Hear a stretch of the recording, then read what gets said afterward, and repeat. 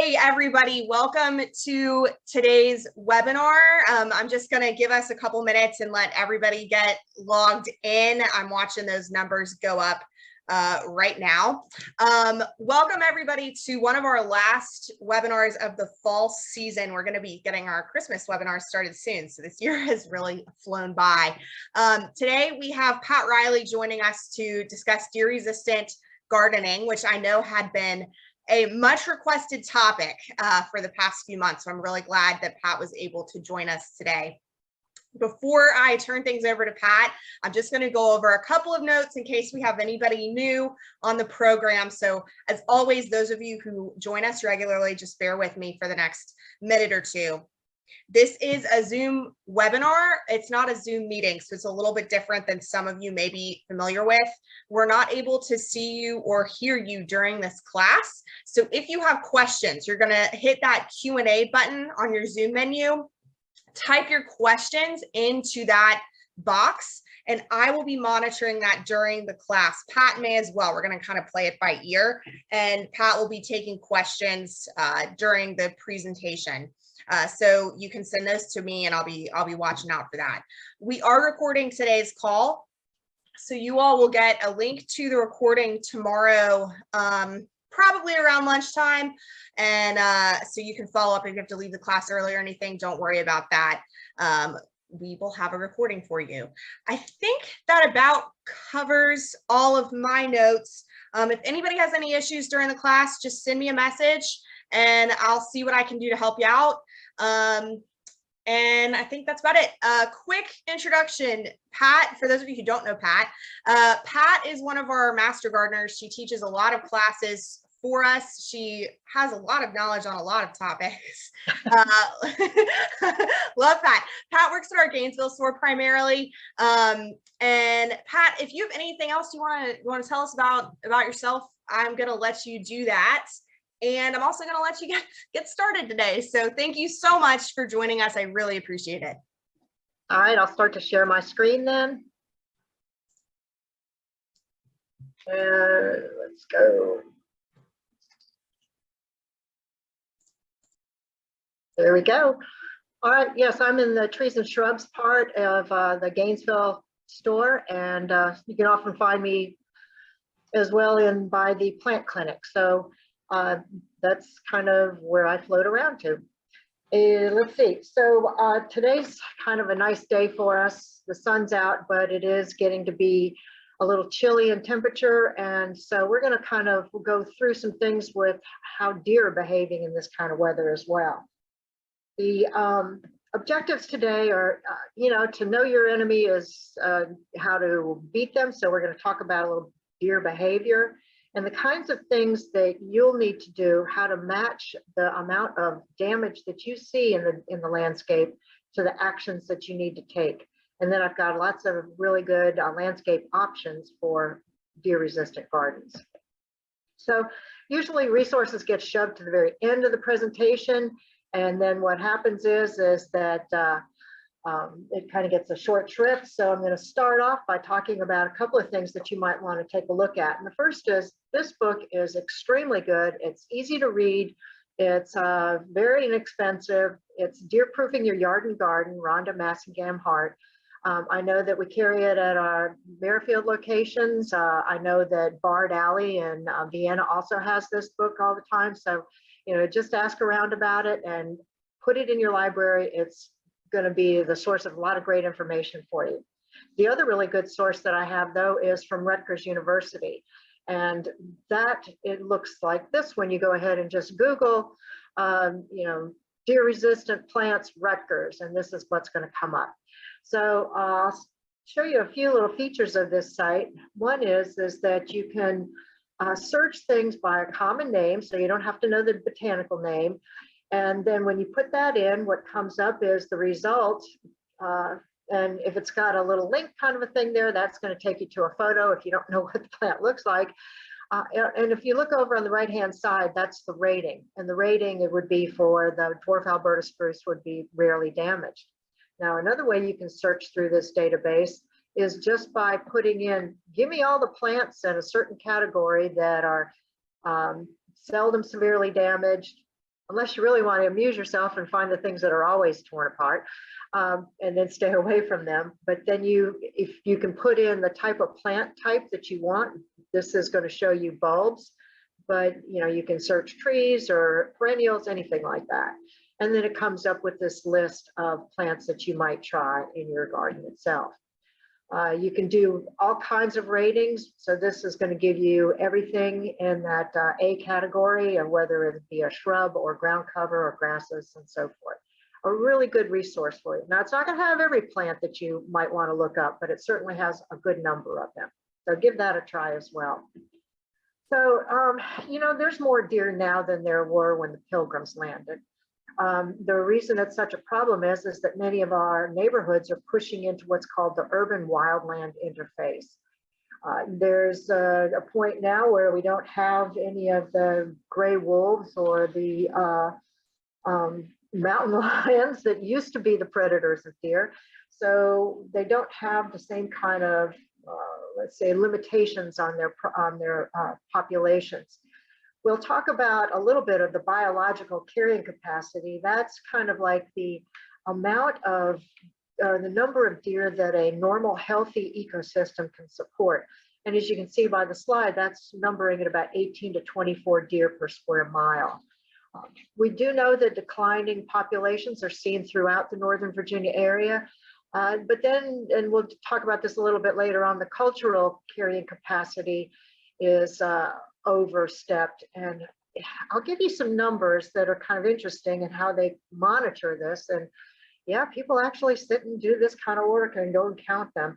So what the counties will do is that everybody's supposed to have a permit to hunt, and then they actually check back in with the number of deer that they've killed. So what's interesting for numbers is the number of antlered deer, the bucks, because that's usually the prize that they want to take.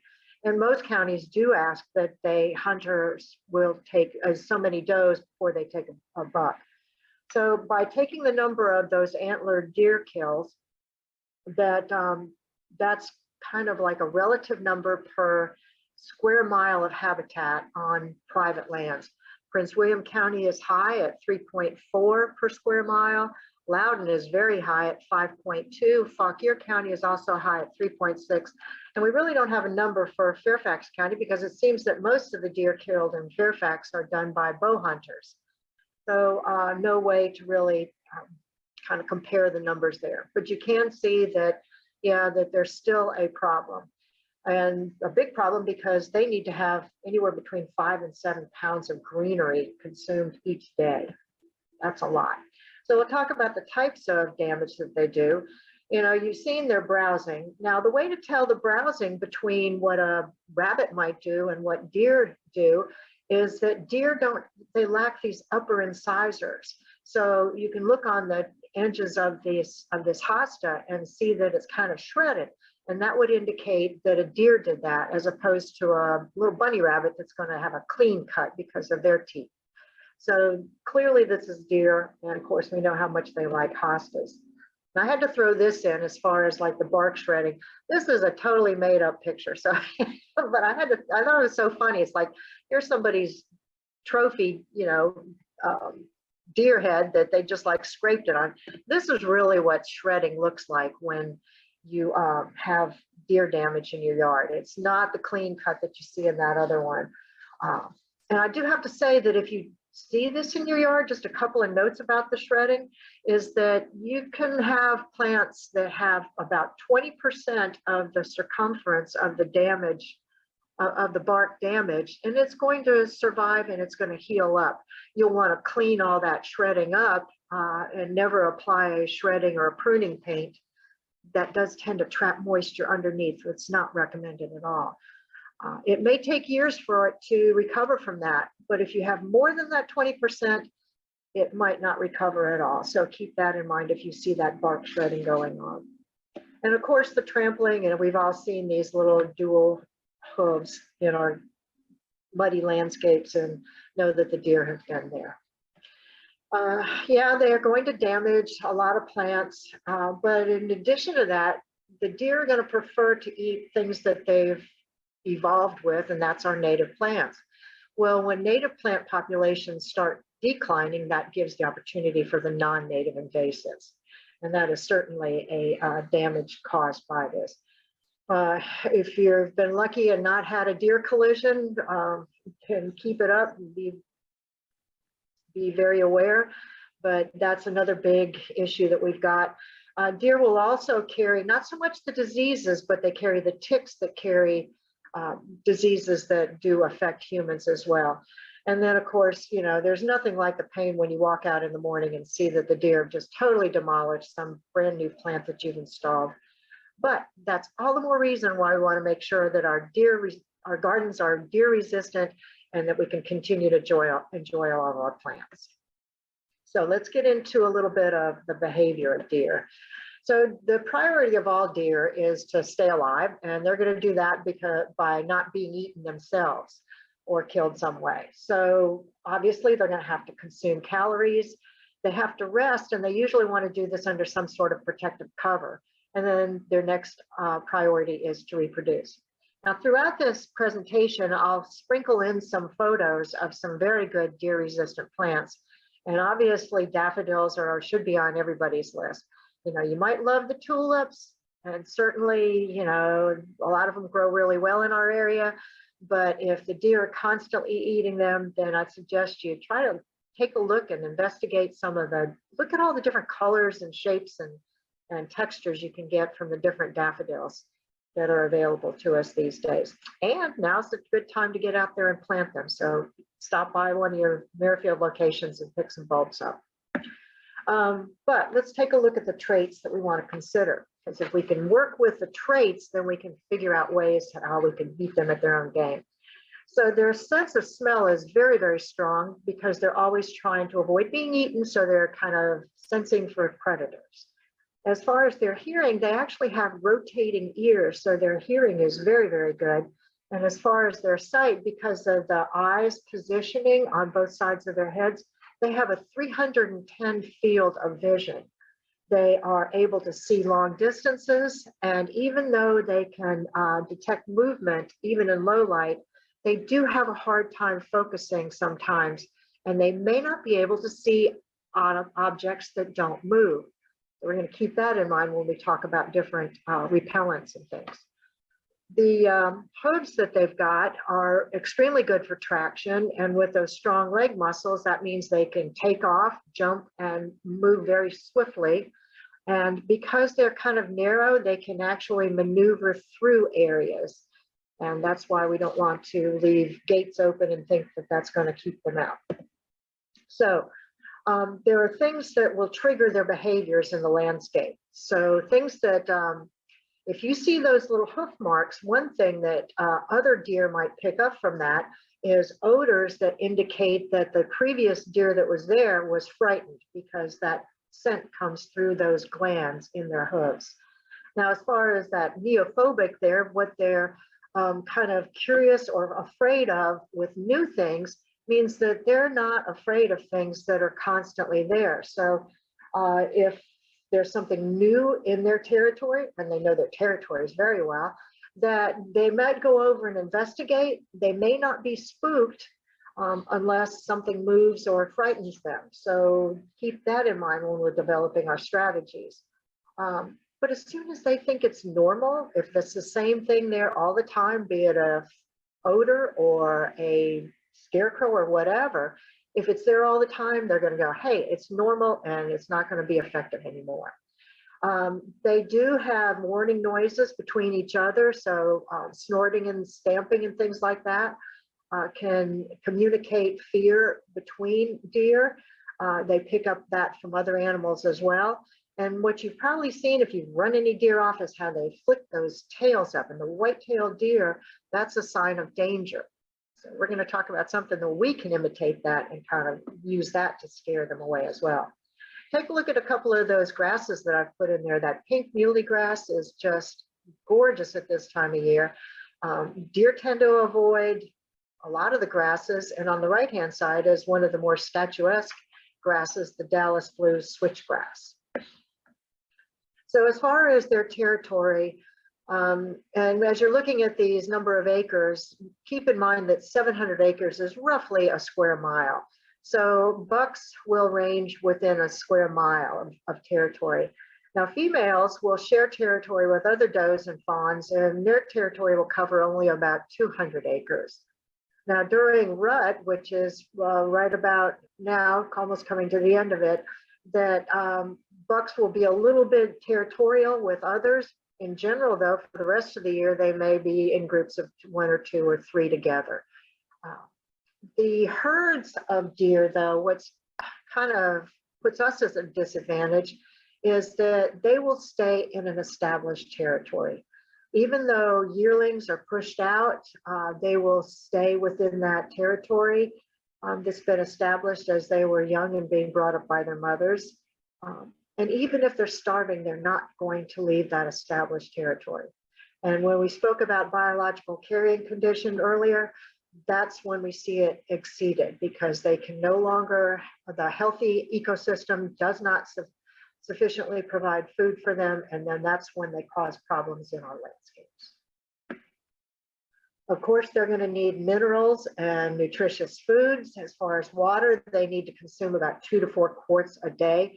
And some of that might come in the form of some of the more well-watered foliage.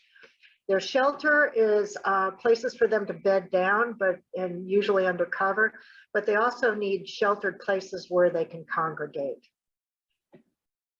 Their feeding habits. Now, you're going to keep this in mind when you set up your strategies as well. So generally, they're going to be feeding at dawn and dusk. They're going to move throughout the territory during the day, and they may nibble a little bit here and a little bit there, but that's not their major source of feeding. So remember, dawn and dusk, and a lot of times it'll be right where they find their cover. So if you're at the edge of a woods or something like that, it's highly likely that that's going to be a good spot for them to find cover, and that makes your landscape a good target for their nutritional needs. We're going to talk about their nutritional needs as far as what they want by season, and this is going to be important for your strategies as well. Know that if you're somebody who likes to just fertilize and water and fertilize because those plants just like go crazy and foliage is everywhere, well, that's exactly what the deer want, because that fertilizer turns into the protein that they need for their plants. And again, they're going to get their 2 to 4 quarts of water off of your brand new planted hydrangea that you've well watered and fertilized. They still need to have their minimums, but don't overdo it. So let's talk about not just 4 seasons, but we're going to look at 5 seasons and before of their seasonal food needs. And before we do, let's talk about one of the best deer resistant plants for a lot of color in the landscape, and that's agastache. I mean, look at these colors, the blue, even purple, and different colors of roses and oranges. A great plant to put into your garden to keep the deer from munching on them. So in springtime, that's when we see the new fawns, and of course the does are going to need a lot of protein to nurture them. Springtime means that food's abundant, and that's a good time for the young deer to actively grow. Bucks, as they're pushing out those antlers, that requires a lot of protein. Where do they get this from? Well, nitrogen fixing plants do provide a lot of protein, and you can see all the different kinds that I've listed there. You know, wisteria being a great one, and of course we know what they do to our green beans and bean vines in the spring as well. But tulips and crocus and even the grape hyacinth are some of the early ornamentals that provide a lot of protein for them. And again, it gets back to our highly fertilized plants that they want to munch on. As we move from spring into summer, there's a lot of food available. So this is when a lot of weight gain takes place. You know, I always look at December as my weight gain time, but so we're looking in summertime for the deer to gain all their weight. Those young deer are kind of starting to bulk up as they're going to grow. And of course, they've got plenty of leafy plants and fruits and vegetables, oftentimes from our gardens and our landscapes. Well irrigated plants a problem and fertilized again, and so all your bean and fruits and hostas and daylilies and roses, they're just the target of the munchers. The picture up in the corner is Distilleum. This is a really good deer-resistant plant. It's, you know, it can be shaped, but I just love that graceful kind of mounding habit that it has. And it comes in many different varieties that can fit any type of landscape. An evergreen, and it gets a tiny little red thread-like flower on it in the springtime. So if you need a deer-resistant plant, take a look at Distilleum at our stores. As we move from summer into early fall and the plants are beginning to go into their dormancy, then that's when the deer really start trying to put on as much weight to get them through the winter. We like to plant our pansies in the fall, but that's what they like too. They've been coming after all of our fruits, including our grapes. But it's also a time when you're going to see some damage from those bucks that are trying to scratch that velvety substance off of their antlers. It helps to remove that itchy stuff, but it also leaves a scent so that they can attract the other sex for reproduction. Now, if you've got some new plants, some new trees that you put in, and they have smooth bark, like some of the maples and things, and it's been limbed up rather high so that it's easy for the deer to get underneath them, those ones that are most often rubbed on are going to be anywhere from 1 to 4 inches in trunk diameter. If you've got that kind of a situation, then clearly that's what you're going to need to do to protect those new trunks, and go ahead and put some sort of a wire or wrap or something around it so that they don't rub on them and ruin your new trees. So now, you know, it kind of goes hand in hand. If there's not the food available, then there's going to be a lot less growth. The does are not nurturing their young anymore, so they have less need for proteins. The deer, our young deer, are growing slower. The bucks may not be eating at all because they're distracted by rut. So there's a whole lot of less pressure on our plants, but that's when we've got to be more cautious as far as driving around and wondering about where the deer are going to pop out. In wintertime, here it is again, the food is scarce, so deer really slow down and become much more sedentary. But what you're going to see is if they're hungry, they're going to be feeding on your euonymus, even kind of the prickly things like our firs and yews and white pines. It's not unnatural for them to munch on twigs that are less than a 1/4 inch in diameter. So, you know, that's a very thin little pencil size. But if you start to see branches that are bigger than a 1/4 of an inch that deer are eating, then you've got to understand that starvation is setting in, and they will take all kinds of risks, including coming up on your porch and eating whatever you've got in pots. So as you look over the summary of plants, if you've got some questions, this is a good time that we can stop and take some questions. But do remember that early ornamentals and fertilized plants in spring are going to be their targets, vegetables and fruits in summertime. And then as we move into early fall, you've still got some vegetables growing, but your pansies are certainly going to be something that they're seeking out. And even though we've got less pressure in late fall and early winter, it's not unusual to see damage on your prized azaleas and pines and things like that, evergreens. Do we have any questions, Sally? We have not had any questions come in yet. All right, let's press on then. So this is where we get into the kinds of damage that you see and what kinds of actions you should take. You'll see this slide pop up as we go through these different levels of damage. So we can make this all available to you later on as well. But basically what we're looking at is the kind of definition of low, moderate, and high damage, and then the type of action that you're going to need to take if you see those different levels of damage. So if you can set your expectations that, okay, I understand and I accept that they're going to nibble on some stuff as they wander through, you know, but setting your expectations to what's acceptable to you. The best thing to do is as soon as you see any kind of damage in late winter or early spring, go ahead and start to use some of your repellents and scare tactics. Every resource that speaks on deer resistance in the landscape always says use more than one strategy. And if you can time those strategies to the life cycles we've just gone over, that will help immensely. If you have no tolerance and the deer are just, the pressure is way too great, there aren't any deer in Utah, but it's kind of dry out there. So one thing you can do is don't invite them in to feed on your landscape by feeding them themselves. That's an invitation you don't want to extend. You should know that it is illegal to feed deer from September 1st through the end of April. That's true in Prince William, Fairfax, Loudoun, and Arlington counties.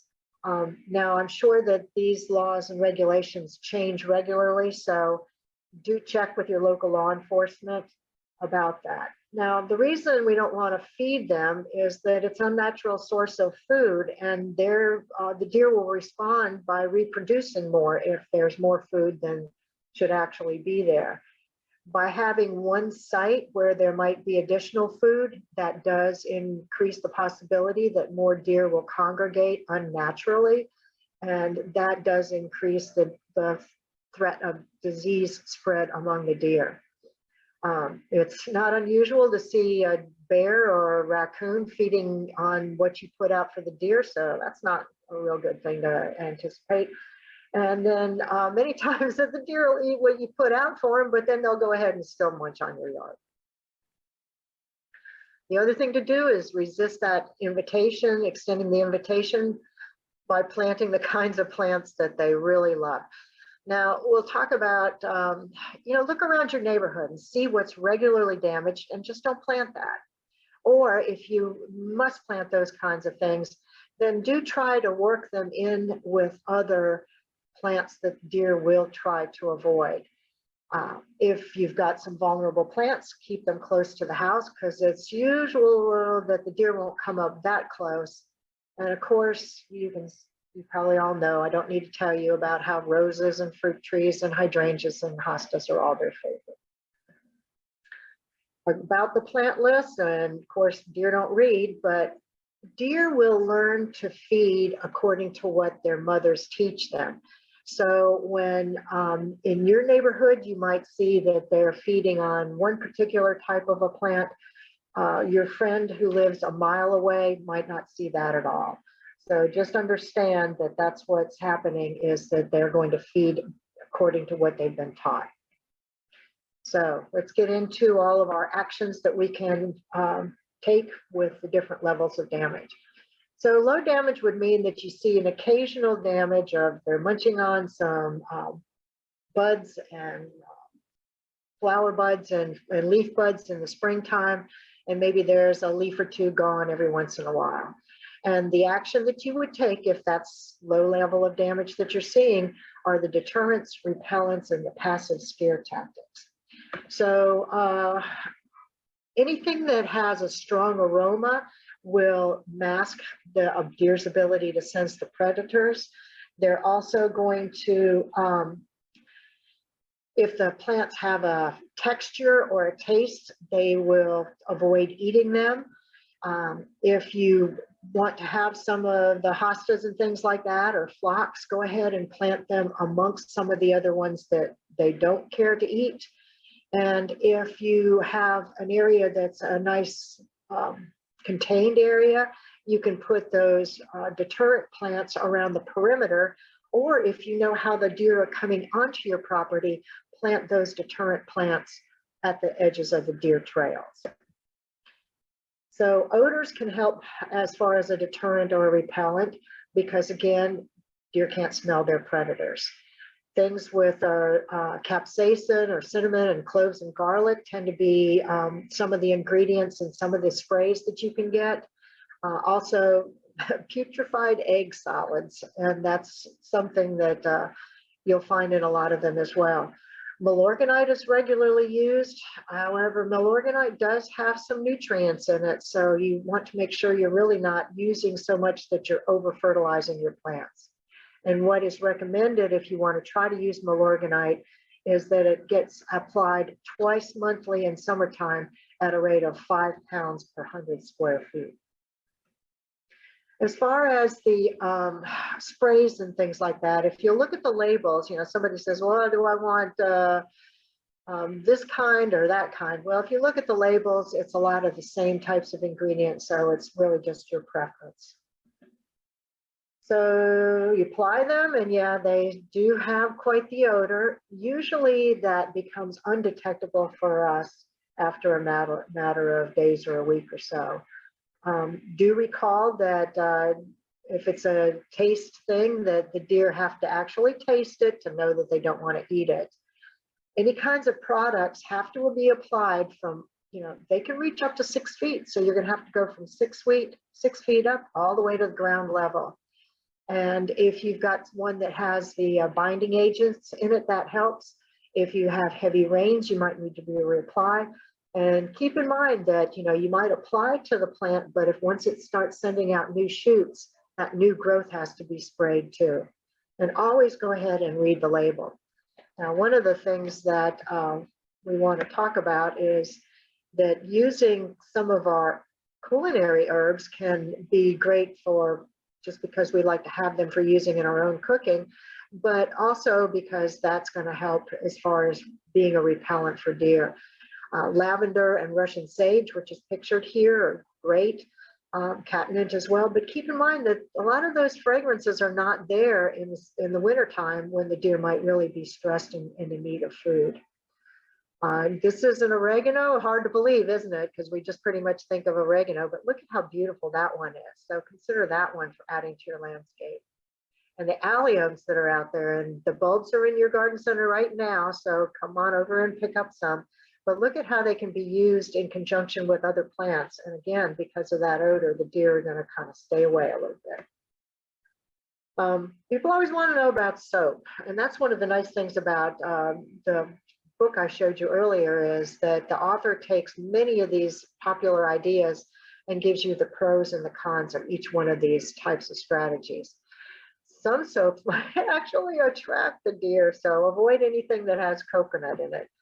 Now, the way you'd have to use it is to either put it right above your budding plants or stand there and grate it into the garden. I don't know about that, but that will only work for deer for about 3 feet away from where it's applied.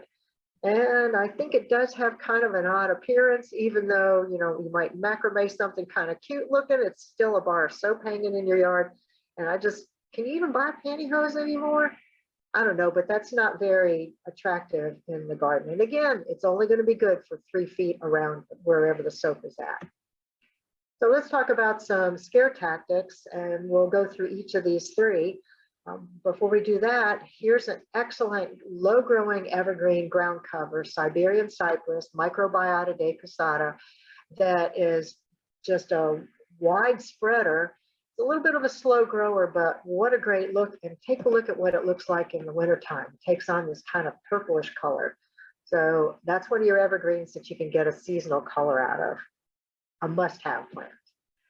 So startling your deer. Remember when we talked about neophobic? Well, if you've got something in one part of the yard, even if it might be like a motion detected kind of a thing, continue to move it around every couple of weeks so it doesn't become normal for them.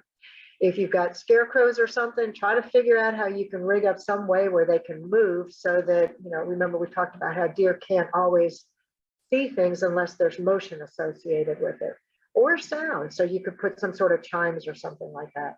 One thing I've had good luck with is just putting wire mesh or square mesh on the ground. I've done that around the hostas and things, and they tend to avoid that for a couple of weeks anyway.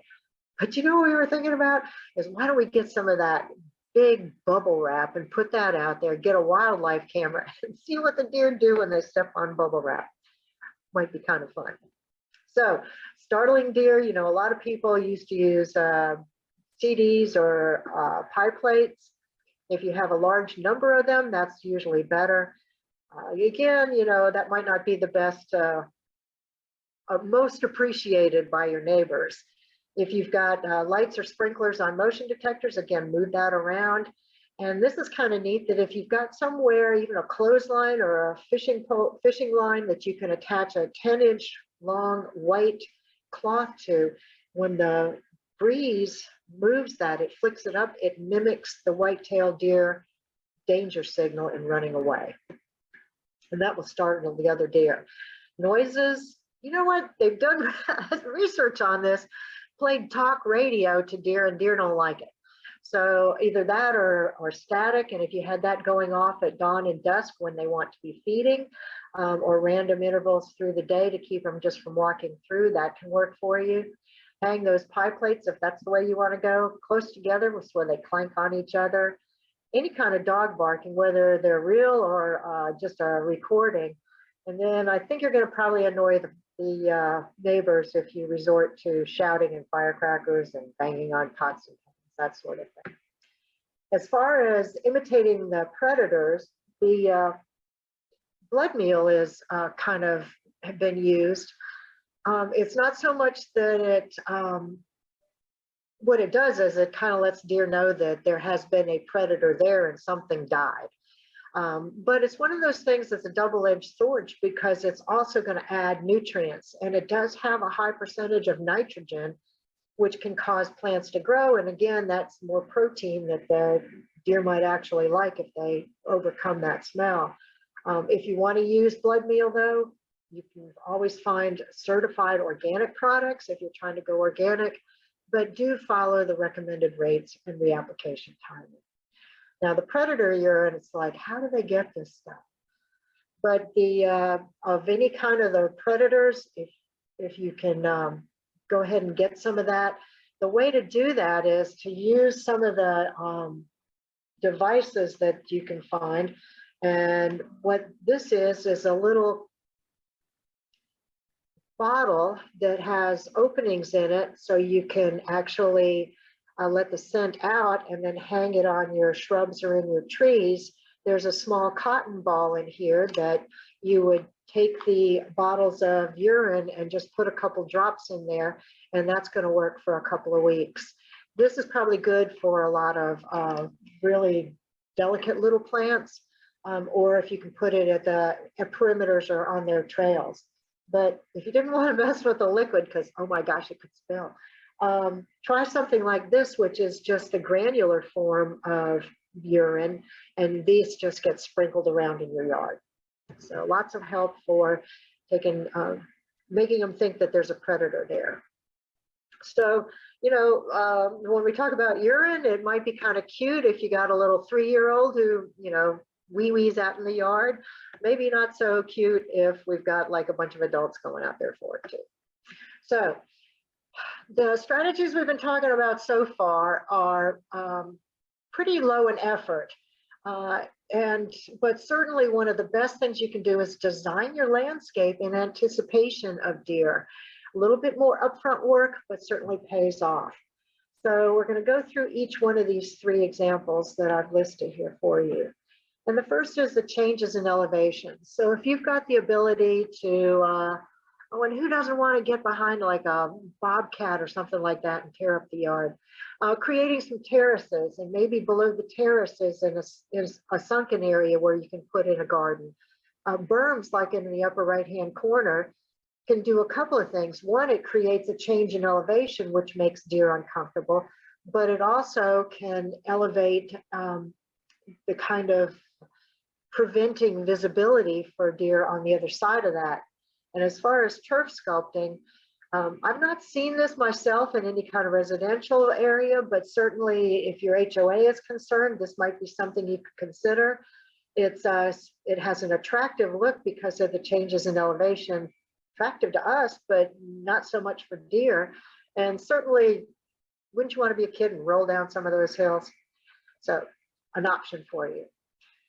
Garden rooms are easy to construct, and one of the things is if deer don't see a way out of an area, they will not enter. So if you've got some prized plants that are regularly browsed by deer, this is one way to kind of create a room around those plantings and discourage the deer from entering. It's a little bit of spatial design. You know, normally we just get out there and put in some plants. And so no, we need to take a step back and design our spaces. And we would use things like walls and vegetation or even trellises and things like that to be kind of like walls and create our spaces as rooms. If you have a clearing in an area, make it around a corner, because again, if it's difficult for the deer to see a way out, they're not going to go in. And that would be a safe place for some of your more regularly browsed plants. It does, again, create anxiety for the deer. And here's an example where, let me see if I can pull up where on this layout, here's, we've got a lot of plants all the way around the perimeter. But of course, we need to get cars in and out. But notice how the driveway comes in here, and then it's a very narrow area where deer probably are not going to continue on around the side of the house. Their other way in is over on this side, but again, we've got an elevation change as evidenced by the stairway up into the upper yard. On the open side of the house, now this wasn't originally open, this is where I pretty miserably added some extra tree kind of shapes there to kind of keep it secluded.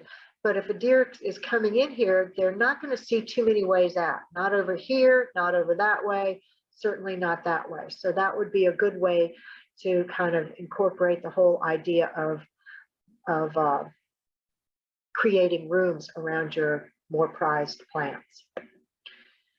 This is kind of a neat trick where if you have a way to incorporate some sort of area that's filled with different sized cobbles, deer will not want to walk across that. So even with a short fence, a small 3 or 4 foot fence that they can even see through, but if it's about 3 feet, 4 feet of cobbles on the side of that fence, they will not come up to it and try to jump into your yard from that way. It's just too uncomfortable for them to walk across it. Of course, if you were thinking about 6 to 8 foot wide, that kind of mimics a dry stream bed. And a lot of our landscapes have kind of, opportunities for dry stream beds just because of water flowing away and things like that. So you've got a dry stream bed kind of on the right-hand side, but I think you can even make it look very formal if you follow kind of the pattern of that on the left-hand side. Now, certainly you'd need to make it 6 to 8 feet wide and not just the flat surfaces with a little bit of uneven cobbles between. But just wanted to put that in there so you could see that you could make it very formal instead of making it look quite wild. Any questions now? Yeah, we have a couple questions. The first one is clarification going back to the antler rubbing. If you could just clarify the 20%, the rubbing threshold, that refers to the circumference of the tree trunk, not the height. That's correct. So you think about the vessels in the plant where water and nutrients go up and sugars and water come back down, that's what the rubbing disrupts, because those vessels are right below the bark. So if more than 20% of the circumference is removed, that's a real detriment to the ability of the tree to move water and nutrients through the plant. Got it. Okay. And then the next is a comment that I was questioning about for the blood meal that attracts would that attract predators too? Probably not. I don't know anyone, maybe bear. So yeah, that would be a good reason. Maybe. Just that one alone would be a good reason not to use it. That's it for now.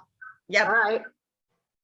So let's move on to when you see moderate damage, the kinds of things that you'd have to do.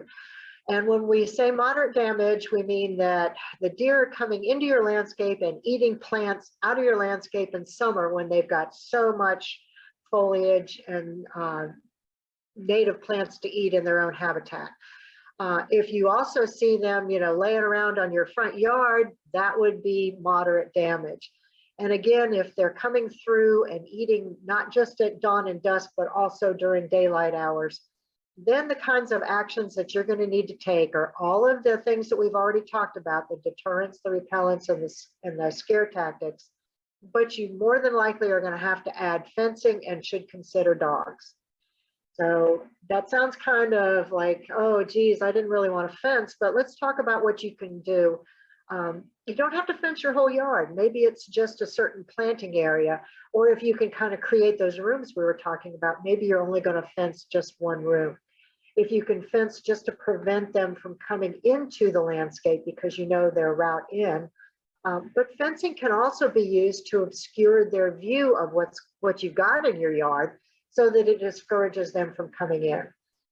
Deer will also not want to leap a fence or plants if they cannot see where they're going to land. And if it's possible that you can do a little bit of fencing and large shrubs, that's going to be your best way to incorporate fencing as far as keeping them out of your landscape. So this is a way to target your specific plants, and you can get these little vegetable raised bed gardens that have got their own enclosures to them. That comes in kit form. But even consider making like cloches out of chicken wire. And it doesn't have to be over just a few prized plants in an urn on your porch. It could be over, say, the pansies that you've just put in. So it's kind of disappears a little bit. You can't really see it that well, but you could still enjoy your plants and the deer aren't going to be able to get to them. If you want to fence larger spaces, know that a 6-foot fence is really problematic. Deer will think they can still jump a 6-foot fence, but that's where the majority of deer injuries take place. And I don't know what you're going to do when you find a deer with a broken leg in your yard. So what we recommend is that it be at about 8 feet. It can be the polypropylene netting that you can find in our Merrifield locations, or wire that you can also find here. But the other thing to do is to think about using a shorter fence with maybe a little bit of an addition of height. And I'll show you some tricky ways to do that, because we do acknowledge that some HOAs have restrictions on that. You can use fishing line or twine or wire, again, fishing line that is about 50-pound test line, or make it very decorative and add lattice or even metalwork. If you're not allowed to have any of that kind of fencing, then even putting in some T-posts and running 50-pound test line between them will work. And I have a word on electric fences. So with the added height, let's take a look at some. This is a way to take a board-on-board fence, and what they've done is take wire mesh and kind of framed it and pieced it on the top to get to that 8-foot height that's needed to keep the deer out. This is certainly attractive, certainly more expensive, but it is a beautiful way to add height to your board-on-board fence. This is almost invisible, where it's just a very low fence, but what the owners of this property were able to do is install some tall posts and run that 8-foot netting between that, and it just kind of blends right in with foliage behind it. The other trick is to do something so that they can't really easily take off and then again can't land. So if your fencing comes up and angles outwards so that they can't take off, that's going to stop them from entering your landscape. And I'll show you a couple other tricks here. Double fences works.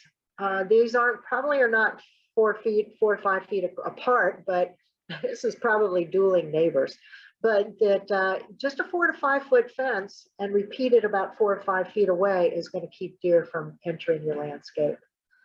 If you've got a large area or don't want to have anything that's visible, slanted fencing, and I just don't understand why more people don't do this, because it's fairly inexpensive to install and maintain, that it's pretty easy to do this at a 45-degree angle, a 6-foot post coming out.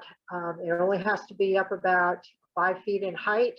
You start about 10 inches above the ground level and string fishing line or wire across that. It really messes with their depth perception, and they're not going to be jumping that. Some people go ahead and put an electric wire on that top line, but I hear deer will often come up and they don't even care after a while. But that angle is what throws them off. So fishing line between the posts, and we already mentioned that it should be a 50-pound test line.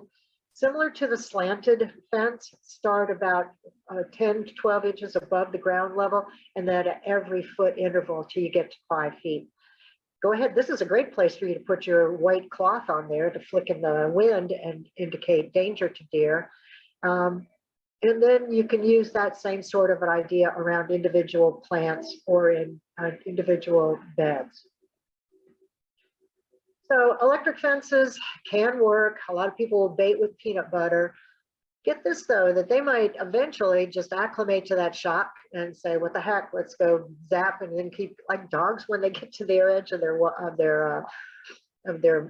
those fencing things that they put up. It is rather expensive, and what I would advise you to do is go ahead, if this is the route you want to take, is consult a professional. So large shrubs on the perimeter, and of course, being in trees and shrubs, I think this is the best idea ever. Prevent the deer from seeing what's on the other side. And there's a great list of you, and I'm going to go through some pictures of these, that if you're not totally familiar with some of these evergreens and how we can be using them effectively in our landscapes, but also think about all those deciduous shrubs, because when you take things like forsythia and witch hazel and any of the other ones, that dense branching actually causes them to not really be able to see what's on the other side. Think about that the time of year that they've got their leaves on them, that's when you need the most protection. So it's quite effective. So as far as some unusual kinds of evergreens that you might think about, this osmanthus is a false holly, and its goshiki gets to be about 6-8 feet tall and wide, although there are some other osmanthus that are smaller, so you can come to our locations and check that out. But just a beautiful shrub to incorporate into your landscape. This is what witch hazel looks like in bloom on the left-hand side, and right now it has this fabulous gold fall color on it. So green during the rest of the season, but absolutely a really good deterrent for deer. Sweet shrub can get to be rather tall. That flower produces a fragrance that is just going to fill your landscape with like a strawberry fragrance in the springtime. It has a very nice layered look to it. Featured in the center of this slide is one called Aphrodite. It got Native Plant of the Year award one time. Huge bloom on it, but consider that for one of the large shrubs to keep them out. So our cherry laurels, be they skip cyensis, the skip laurels, or the autoleucans at 7 to 8 feet, that they can be pruned and trained into a beautiful shrub for the perimeter of your landscape to keep the deer from seeing it or even getting there. If you've got a shady area though, probably a kuba is what you're going to want to plant. Try one called Golden King. That's one of the very taller varieties. And northern bayberry is pretty much evergreen in this area, and it can get to great heights, even 10 feet or so. Keeping it clipped though does produce a little bit more of a dense shrub, but there again produces nice odor and fragrance for us as well. So if you can combine the fencing with large shrubs, that's going to be the most effective. That in this view, you've got a very beautiful fence around the area that does have some boxwood and some other plants planted around the edge, and combined it makes for a gorgeous garden and is very effective at repelling the deer. We mentioned that dogs might be necessary, and again, just a recording of dogs barking at dawn and dusk is going to help. Dogs are, you know, in addition to cars, that seems to be the predator of deer at this point in time. If you've got a couple of dogs, or the noise that you record is of several dogs, it gives the deer the idea that there's a pack after them. Don't ever fence don't ever chain or tie dogs, because, well, two things. One is it may not be legal in your area, but secondly, the deer know that all they got to do is run to the end of that rope, and just like Wile E. Coyote in the Roadrunner commercials, they'll be snapped back. That's not effective, and is going to be harmful for the dogs, but it's also going to know, the deer are going to know how far they can come in and tempt them. Were there questions, Sally? Yes, we have one question. Is Calicanthus ever deer resistant?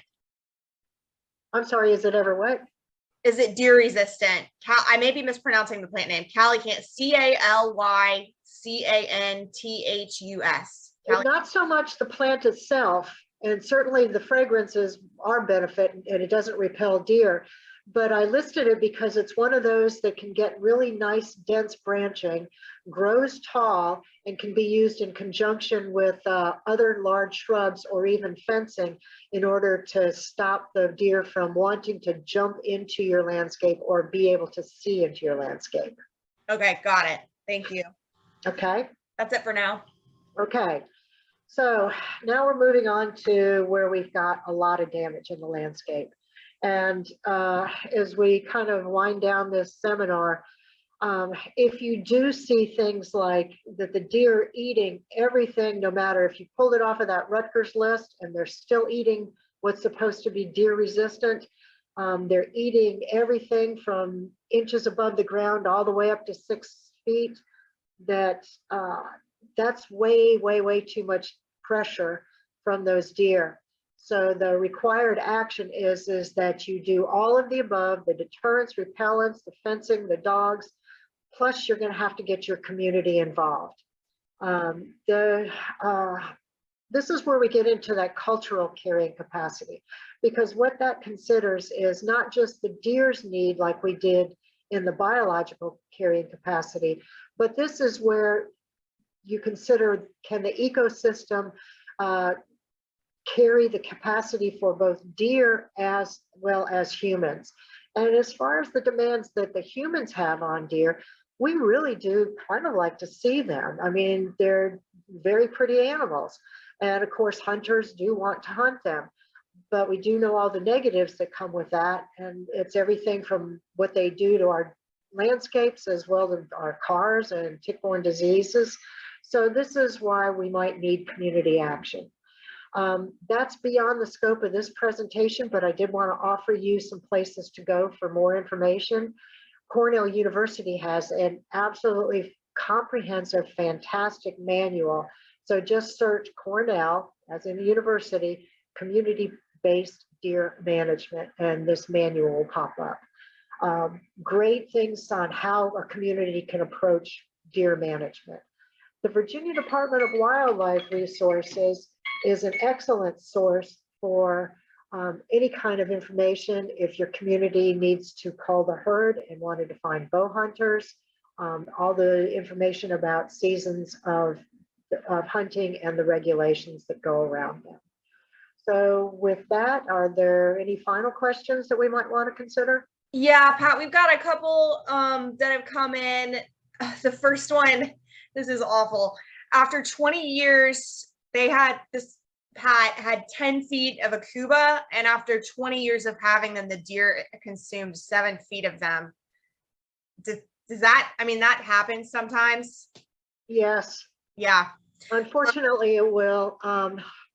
You know, and you might look at how your surrounds, within a mile of your home, how has that environment changed? And whether it might be that there was more development of home sites, or was there a change in the plant communities around, like maybe a lot of non-native invasives have taken over the area and forced deer into eating things that they haven't really cared for the previous 20 years. So changes in the ecosystem in a good large area around could cause that to happen. Oh, I'm so sorry. Yeah, oh, I know that happens, and that's just awful. Okay. Michelle was told by another person at Merrifield that yew is deer resistant. Do you agree with that, 1, and 2, would it grow in a shaded area? So you will, but let's make sure that we're talking about the deer resistant Japanese plum yew. Yes. So, right. Yeah. So yew is the genus Taxus, and Japanese plum yew is the genus Cephalotaxus. Cephalotaxus is deer resistant. Taxus is not. Okay. So you need the Japanese plum yew. Yes. Okay. Do you have, okay, please suggest varieties of Agastache for part shade, or do you have any favorite deer resistant plants that can handle part shade? Well, I could go on for a whole nother session on Okay, shrubs. a lot. Yeah. Shrub wise, for part shade, that Distilleum that we saw the picture of, that can take part shade. If it's morning sun, afternoon shade, the microbiota that I showed, that would work well. The boxwood are a really good choice for shady areas. And as far as perennials go, let's see, there's probably about 200 different ones that we could find that would work well. And probably of that, maybe when you come to visit us at Merrifield, we've got whole displays of deer resistant perennials. And there's a whole series of these little tags that you can find in the perennial section that talk about deer lirius, so that those are the ones that you want to purchase for your part shade deer resistant landscapes. Oh, that's good. I know we have the native labels and like pollinator labels. So that's good to know we have the deer resistant labels as well. Yeah. So that's great. Let's see. That's all of our questions that we have, and we're a minute over, so that works out. Pat, thank you so much. Really quickly to everybody, thank you all for joining us. We will be sending out a recording tomorrow with a coupon, so keep an eye out for that. And if anybody wants to follow up with questions, hit reply on your confirmation email. That goes to me, and I can forward you to Pat, or Pat, I'll turn it back over to you because it looks like you've got some contact info here. Yes, if you look at this slide, my email is there, preilly@mgcmail.com. So shoot me a question if you've got them. All right. Well, Pat, is there anything you'd like to close with before we wrap up? Yeah, do keep in mind that deer can do damage, but don't let them keep you from your gardening. Get your landscape deer resistant and enjoy that beauty. All right. Well, thank you so much, Pat. Everybody, thank you for joining us, and please have a great afternoon, and we will look forward to seeing you at our next class. Have a great day. Thanks, Bye. Pat. All right. Bye.